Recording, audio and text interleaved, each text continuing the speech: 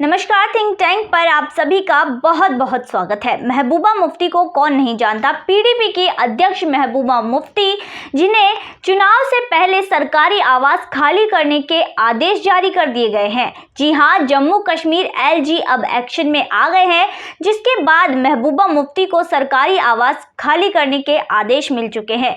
दरअसल जम्मू कश्मीर प्रशासन के 17 साल से महबूबा मुफ्ती जिस आवास में रह रही थी, वह आवास श्रीनगर के हाई सिक्योरिटी जोन यानी कि हाई सिक्योरिटी जोन में है, जिसके बाद मुख्यमंत्री आवास वो है जिस पर महबूबा मुफ्ती ने कब्जा किया हुआ था, जिसमें वो 17 साल से रह रही थी और इतने आदेश देने पर भी वो उसे खाली नहीं कर रही थी। पर मोदी जी ने अब ऐसा एक्शन शुरू किया है, जिसके बाद महबूबा मुफ्ती भी बौखला गई हैं। दरअसल महबूबा मुफ्ती पर अगर अब कार्यवाही की गई तो इसके बाद वो घर के बाहर फेंका हुआ सामान भी समेट नहीं पाएंगी।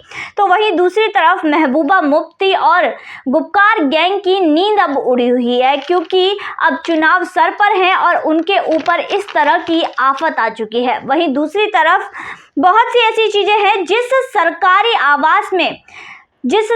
आवास में वो रह रही थी, वो साल 2005 में महबूबा के पिता पूर्व केंद्रीय मंत्री मुफ्ती मोहम्मद सईद को मिला था। महबूबा इस घर में रह रही थी और कई बार आदेश देने पर भी इसको खाली नहीं कर रही थी। पिछले 2 सालों के अंदर एस्टेट डिपार्टमेंट के द्वारा ये दूसरा मौका है जब उन्हें दूसरी बार आदेश दिया गया है इस घर को खाली करने के लिए। इससे पहले साल 2021 में महबूबा मुफ्ती, उमर अब्दुल्ला और गुलाम नबी आज़ाद को आदेश दिए गए थे कि वो अपने अपने सरकारी आवास खाली कर दें। वहीं दूसरी तरफ उमर अब्दुल्ला और गुलाम नबी आज़ाद ने उसी समय अपने आवास खाली कर दिए थे, पर यहाँ पर महबूबा के लिए थोड़ी रियायत बरती गई थी, जिसके बाद महबूबा को अब आदेश दे दिया गया है कि वो अपना सरकारी आवास खाली कर दें। वहीं महबूबा मुफ्ती इससे बौखला गई हैं और वो बयान दे रही हैं कि मेरे पास ऐसी कोई जगह नहीं है जहां पर अब मैं जाकर रह सकती हूं, मुझे अपनी कानूनी टीम से परामर्श करना होगा। वहीं दूसरी तरफ पीडीपी के प्रवक्ता रऊफ भट्ट का कहना है कि इस तरह के फैसले जानबूझकर लिए जाते हैं। अगर एनआईए या ईडी भी आ जाए तो भी महबूबा डरने वाली नहीं है। वहीं दूसरी तरफ महबूबा एक तरफ चोरी कर रही हैं और दूसरी तरफ सीनाजोरी कर रही हैं। गुपकार गैंग पूरी तरह बौखला गई है, जिसके बाद ऐसे बयानों की वो झड़ी लगाए हुए हैं। वहीं दूसरी तरफ जम्मू कश्मीर के उपराज्यपाल मनोज सिन्हा का कहना है कि अब इनका आतंक यहाँ पर घाटी में नहीं चलेगा।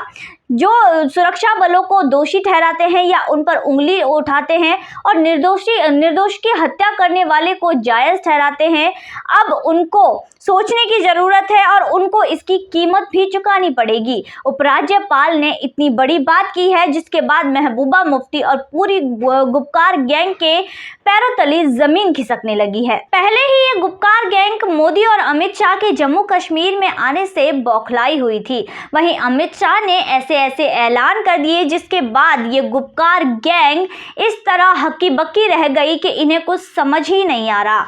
वहीं अमित शाह ने जो चुनाव से पहले गुपकार गुट है उसके लिए घातक साबित होने वाला ऐसा बयान दिया, जिसके बाद ये गुपकार गुट सोचने पर मजबूर हो गया कि अमित शाह ये क्या कर रहे हैं। दरअसल अमित शाह ने पहाड़ी समुदाय को भी एसटी में शामिल करने के ऊपर जो मांग उठ रही थी उस पर मोहर लगा दी, जिसके बाद अब गुर्जर और बकरवाल के साथ ही पहाड़ी समुदाय को भी यहाँ का आरक्षण दिया जाएगा। इसके साथ ही अगर इसे अमित शाह का मास्टर स्ट्रोक भी कहा जाए तो भी गलत नहीं होगा, क्योंकि यहाँ पर जम्मू कश्मीर में राजौरी, हंदवाड़ा, अनंतनाग, पुंछ, बारामूला, इसके अलावा पीर पंजाल जैसे इलाकों में पहाड़ी समुदाय की अच्छी खासी जनसंख्या है, जिसमें इन वोटरों पर भी पकड़ बनाने की बीजेपी और अमित शाह और मोदी जी द्वारा ये कोशिश की गई है कि ये इन पर भी जो पहाड़ी हिंदू है इन पर भी अपना वोट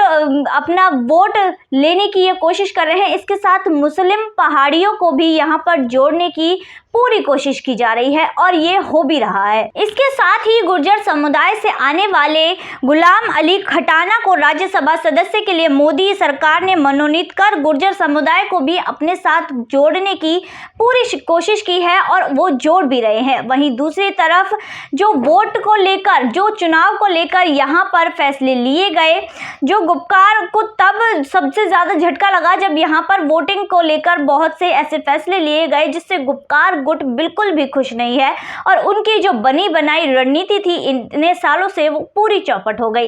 दरअसल यहाँ पर चुनाव से पहले ऐलान किया गया कि जो गैर कश्मीरी भी यहाँ पर रह रहे हैं, गैर जम्मू कश्मीरी भी यहाँ पर रह रहे हैं, जो बाहर से आकर यहाँ काम कर रहे हैं, वो भी अपना नाम वोटिंग लिस्ट में शामिल करवा कर वोट डाल सकते हैं। इसके लिए उन्हें कोई भी निवास प्रमाण पत्र की जरूरत नहीं है और जो सुरक्षा बल यहाँ पर तैनात हैं, जो जवान यहाँ पर तैनात हैं, वो भी वोट डाल सकते हैं। जिसके बाद इस गुपकार गुट की, गुपकार गैंग की जो वोट थी उन पर बहुत बड़ा असर पड़ा है और इसके बाद ये पूरी तरह बौखला गए हैं। तो आज की वीडियो में बस इतना ही, फिर मुलाकात होगी ऐसी वीडियो के साथ। तब तक के लिए देखते रहिए थिंक टैंक।